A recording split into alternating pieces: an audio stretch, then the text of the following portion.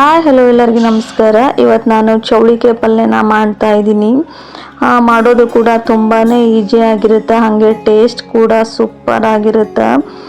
ಬನ್ನಿ ಇದು ಯಾವ ರೀತಿ ಮಾಡೋದು ಅಂತ ನೋಡ್ಕೊಂಡು ಬರೋಣ. ಮೊದಲಿಗೆ ಇಲ್ಲಿ ನಾನು 250 ಗ್ರಾಮ್ ಅಷ್ಟು ಚೌಳಿಕಾಯಿನ ತೊಗೊಂಡ್ಬಿಟ್ಟು ಅದರಲ್ಲಿರುವಂಥ ತುಂಬನೆಲ್ಲ ನೀಟಾಗಿ ತಗೊಂಡು ತೊಳೆದ್ಬಿಟ್ಟು ಕಟ್ ಮಾಡ್ಕೊಳ್ತಾ ಇದ್ದೀನಿ. ಕಟ್ ಮಾಡ್ಕೊಂಡ್ಬಿಟ್ಟು ಒಂದು ಪಾತ್ರೆಗೆ ನೀರು ಹಾಕೊಂಡು ನೀರು ಕುದಿ ಬಂದಮೇಲೆ ಚೌಳಿಕಾಯಿ ಹಾಕೊಂಡ್ಬಿಟ್ಟು 15 ನಿಮಿಷ ಕುದಿಸ್ಕೋಬೇಕು. ಇದು ಜವಾರಿ ಚೌಳಿಕಾಯಿ ಆಗಿರೋದ್ರಿಂದ ಸ್ವಲ್ಪ ಲೇಟಾಗಿ ಕುದಿತೈತಿ. ಈ ಥರ ಮೆತ್ತಗೆ ಕುದಿಸ್ಕೋಬೇಕು. ಇವಾಗ ಚೌಳಿಕಾಯಿ ಕುದ್ದವು, ಇದನ್ನ ಒಂದು ಸೋಸುಣಿಕೆಯಲ್ಲಿ ಸೋಸ್ಕೋಬೇಕು. ಸೋಸ್ಕೊಂಡ್ಬಿಟ್ಟು ಇದನ್ನ ಒಂದು ಸ್ವಲ್ಪ ಹಾರಾಕ್ ಬಿಟ್ರಾಯ್ತು. ಇವಾಗ ಈ ಪಲ್ಯಕ್ಕೆ ಶೇಂಗಾ ಪುಡಿ ಹಾಕಬೇಕು. ಹಂಗಾಗಿ ನಾನಿಲ್ಲಿ 4 ರಿಂದ 5 ಟೇಬಲ್ ಸ್ಪೂನಷ್ಟು ಶೇಂಗಾ ತೊಗೊಂಡ್ಬಿಟ್ಟು ಅದನ್ನು ಸಣ್ಣ ಉರಿಯಲ್ಲೇ ಹುರ್ಕೊಳ್ತಾ ಇದ್ದೀನಿ. ಈ ಥರ ನೀಟಾಗಿ ಫ್ರೈ ಆಗಬೇಕು. ಇದನ್ನು ಒಂದು ಪ್ಲೇಟಿಗೆ ಹಾಕೊಳ್ತಾ ಇದ್ದೀನಿ. ಹಾಕೊಂಡ್ಬಿಟ್ಟು ಇಲ್ಲ ನಾನು 1-2 ಟೇಬಲ್ ಸ್ಪೂನಷ್ಟು ಗುರಿ ತಗೊಂಡಿದ್ದೀನಿ. ಅದು ಕೂಡ ನೀಟಾಗಿ ಚಟಾಪಟ ಅಂತ ಸಿಡಿಯೋ ತನಕ ಹುರ್ಕೊಳಕತ್ತೀನಿ. ಹುರ್ಕೊಂಡ್ಬಿಟ್ಟು ಅದು ಕೂಡ ಒಂದು ಪ್ಲೇಟಿಗೆ ಹಾಕ್ಕೊಂಡು ಇದೆಲ್ಲ ತಣ್ಣಗಾದ್ಮೇಲೆ ಇದನ್ನು ಮಿಕ್ಸಿಗೆ ಹಾಕೊಳ್ತಾ ಇದ್ದೀನಿ. ಇವಾಗ ಇದು ಮಿಕ್ಸಿ ಹಾಕೊಂಡು ಸೈಡಿಗೆ ಎತ್ತಿಟ್ರಾಯ್ತು. ಇವಾಗ ಇದಕ್ಕೆ ಒಗ್ಗರಣೆಗೆ 2 ರಿಂದ 3 ಟೇಬಲ್ ಸ್ಪೂನ್ ಅಷ್ಟು ಎಣ್ಣೆ ಹಾಕೊಂಡು ಸಾಸಿವೆ ಹಾಕೊಂಡು ಅದು ಚಟಾಪಟ ಅಂತ ಸಿಡ್ದಾದ್ಮೇಲೆ ಸ್ವಲ್ಪ ಬೆಳ್ಳುಳ್ಳಿ ಮತ್ತು ಜೀರಿಗೆ ಕರಿಬೇವು ಹಾಕೊಂಡ್ಬಿಟ್ಟು ಒಗ್ಗರಣೆನ ರೆಡಿ ಮಾಡ್ಕೊಳ್ತಾ ಇದ್ದೀನಿ. ಹಾಗೆ ಒಂದು ಸಣ್ಣದಾಗಿ ಕಟ್ ಮಾಡಿಕೊಂಡು ಈರುಳ್ಳಿ ಕೂಡ ಸೇರಿಸ್ಕೊಳ್ತಾ ಇದ್ದೀನಿ.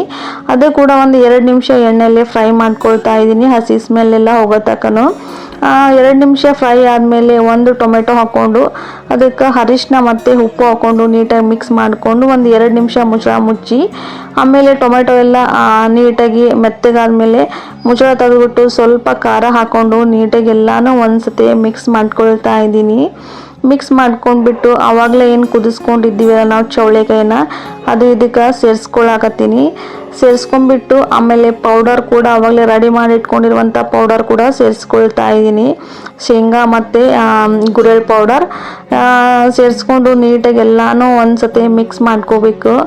ಇದಕ್ಕೆ ನೀವು ಬೇಕಂದ್ರೆ ನೀರು, ನಿಮ್ಗೆ ಲಿಕ್ವಿಡ್ ಬೇಕಿತ್ತಪ್ಪ ಅಂದ್ರೆ ಒಂಚೂರು ನೀರು ಮಿಕ್ಸ್ ಮಾಡ್ಬೋದು. ನಿಮ್ಗೆ ಲಿಕ್ವಿಡ್ ಏನೂ ಬೇಡಪ್ಪ ಅಂತಂದ್ರೆ ಹಾಗೆ ಕೂಡ ಬಿಡ್ಬೋದು. ನೀಟಾಗಿ ಮಿಕ್ಸ್ ಮಾಡಿಕೊಂಡು ಇದಕ್ಕೆ ಸ್ವಲ್ಪ ನಾನಿಲ್ಲಿ ನೀರು ಹಾಕೊಳ್ತಾ ಇದ್ದೀನಿ. ನೀರು ಹಾಕೊಂಡ್ಬಿಟ್ಟು 1-2 ನಿಮಿಷ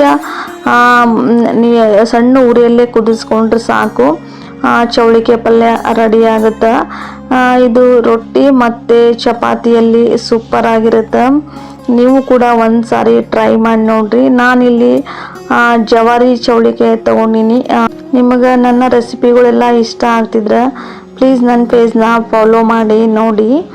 ಇವಾಗ ನೋಡಿ ಚೌಳಿಕಾಯಿ ಪಲ್ಯ ರೆಡಿ ಆಯಿತು. ಲಾಸ್ಟಿಗೆ ಸ್ವಲ್ಪ ಕೊತ್ತಂಬರಿ ಹಾಕ್ಕೊಂಡು ಮಿಕ್ಸ್ ಮಾಡಿಕೊಂಡ್ರೆ ಆಯಿತು.